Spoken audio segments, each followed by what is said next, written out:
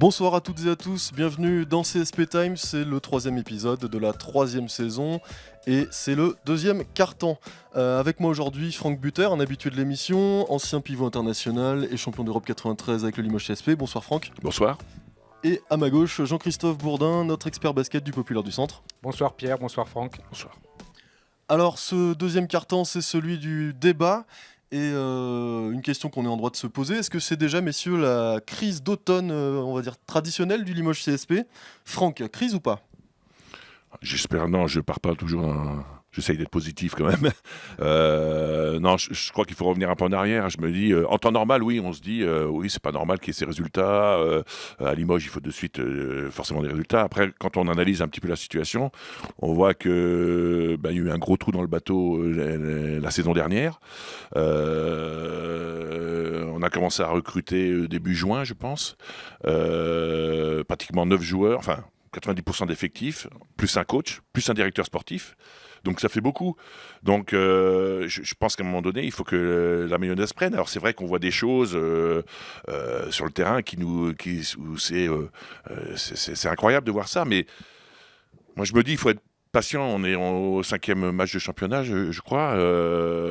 Il faut être patient. On peut pas non plus. Il y a des contrats. On a vu ce que ça a donné l'année dernière. Le fait de dire ça va pas, allez hop. Même si des fois il y a eu le temps. Il y a eu un certain temps qui a été mis avant de faire passer à certains actes. Donc du coup, je pense qu'à un moment donné, il faut prendre un petit peu patience et puis je dirais avancer. C'est difficile parce que moi, je suis le premier supporter du club et j'aime pas voir Limoges dans ces cas-là, dans ces conditions-là, pardon. Mais par rapport à une nouvelle équipe dirigeante, nouvel entraîneur, je vous dis, nouveaux joueurs, je pense qu'il faut être un petit peu patient. Je dis pas qu'il faut attendre jusqu'à la fin de la saison, pas du tout. Mais parce que j'ai du mal à imaginer qu'on puisse commencer une saison comme ça en ayant déjà en changeant de coach. Après, oui, on change de coach, c'est facile de dire, mais on met qui à la place ? Qui est-ce qu'on met à la place ? Qui est-ce qui est disponible ? Moi, je suis pour faire quelque chose, mais avoir un petit peu de patience. L'avenir me dira si j'ai tort ou j'ai raison.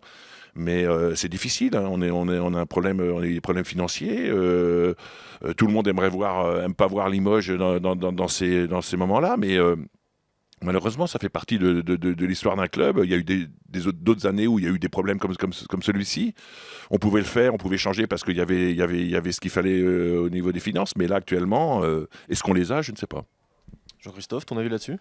Moi, je pense que la crise, elle couve et elle va pas tarder à exploser parce que déjà, si on regarde un petit peu les supporters, si on regarde un peu, alors ce sont les réseaux sociaux, effectivement, avec tous leurs débordements et une objectivité qui n'est pas forcément de mise, mais en tout cas, ça commence à les agacer quand même parce qu'ils voient sur le terrain une équipe qui correspond pas aux valeurs de Limoges CSP, avec des joueurs qui ne mouillent pas le maillot, comme on dit, donc ça commence à les agacer. Ils voient un coach qui n'arrive pas à avoir une vraie emprise sur cette équipe. Alors, qui est responsable ? Effectivement, les coachs ou les joueurs, peut-être sans doute un peu des deux. On sait que le niveau de patience à Limoges est quand même très limité. Donc pour moi, la crise là, elle va pas tarder. Et si jamais il y a encore le match de Châlons-Reims se passe mal samedi, je pense que ça peut aller très très vite. Maintenant, effectivement, comme dit Franck, est-ce qu'on s'accorde un petit peu de patience parce qu'on n'aura fait que 6 matchs de championnat et 4 de Eurocup ? Peut-être. Et puis, la question aussi, c'est la marge de manœuvre. Est-ce que Limoges a une marge de manœuvre par rapport à un changement de coach ? Une marge de manœuvre financière, évidemment. Est-ce qu'elle est capable de lancer tout de suite dans le grand bain un garçon comme Mehdi Mari ? Est-ce qu'elle est capable de faire venir un entraîneur de renom ? Est-ce qu'il y en a sur le marché ? Il y a plein de questions. Et on ne peut pas prendre une décision comme ça rapidement. Mais malgré tout, ça commence à urger. Et les fans, les supporters commencent à s'impatienter parce qu'encore une fois, ce qu'ils voient sur le terrain ne correspond pas à ce qu'on leur avait plus ou moins vendu. On nous avait parlé d'une équipe défensive. Aujourd'hui, elle prend plus de 80 points de moyenne en 7 matchs sur 9. C'est beaucoup trop, encore plus de 90 à Venise, qui est quand même pas non plus une équipe extraordinaire. Donc voilà, il y a des choses qui commencent à agacer. Et encore une fois, le niveau de patience est tellement limité à Limoges que, à mon avis, ça peut-être ne pas tarder à exploser. Justement, tu parles de marge de manœuvre, il y en a une autre qui est limitée aussi, c'est peut-être au niveau de l'effectif. Limoges a renouvelé, comme Franck le disait tout à l'heure, quasi l'intégralité de l'effectif, mis à part Boutielé cet été. Qu'est-ce qu'on peut faire à ce niveau-là ? Voilà, la question qu'on se pose, c'est est-ce que ce sont les joueurs, est-ce qu'il faut faire un ajustement au niveau des joueurs ou est-ce que c'est un ajustement au niveau du staff technique c'est difficile de répondre, encore une fois, on n'a pas toutes les réponses parce qu'on ne sait pas encore une fois tout ce qui se passe en interne, quelles sont les relations joueurs-coach, etc. Donc mais après la réalité aussi elle est financière, et cette réalité financière, il y a un garçon comme Laou Konaté qui est sur le marché, qui est libre, qui joue à Nanterre, international, qui est un super joueur, et il ferait un bien fou à cette équipe de Limoges, capable de monter le ballon s'il faut, poste 2, gros défenseur, etc. Il pourrait amener un vrai plus. Mais aujourd'hui, Konaté, il est hors de prix pour les moyens de Limoges. Donc il y a une limite aujourd'hui, elle est financière, on le sait. Et donc forcément, la marge de manœuvre du CSP est limitée. Et donc ses actions aussi. Je suis entièrement d'accord, ouais, entièrement d'accord. C'est surtout le niveau des attitudes. Je comprends les supporters qui, comme tu dis, on leur a vendu une équipe qui allait défendre, et puis finalement c'est pas le cas. Donc là, je comprends. Je vois des choses sur le terrain où je trouve que c'est vraiment le joueur qui est fautif. C'est pas le coach ou quoi que ce soit. Après, c'est vrai, c'est l'éternel problème. Au mois de, je pense qu'ils ont eu le dernier audit qui est. Enfin, moi, je cherche pas d'excuses. Je cherche juste à dire exactement, essayer de comprendre, et par rapport à ce que j'ai lu, la progression de la nouvelle équipe dirigeante. Ils ont eu le dernier audit financier, je sais pas. Il est en cours encore, je crois. Voilà, il est encore en cours. On passe de se finir. Donc voilà, avec ce qui a été fait avant, mais je reviens pas sur ce qui a été fait avant parce que ce serait trop long un peu à discuter. Et je trouve ça, je suis outré de voir ce qui a été fait. Mais bon, il y a une nouvelle équipe dirigeante, il y a tout ça. Donc ce qui fait que je comprends les supporters. Moi, je vous dis, je suis le premier supporter du club, mais à un moment donné, oui, si on a une baguette magique, on dit bon bah allez hop, on va changer tel joueur, on va changer. Le souci, c'est que il y a plein de choses qui se mélangent. Et là, il y a l'exemple, le Boutselé.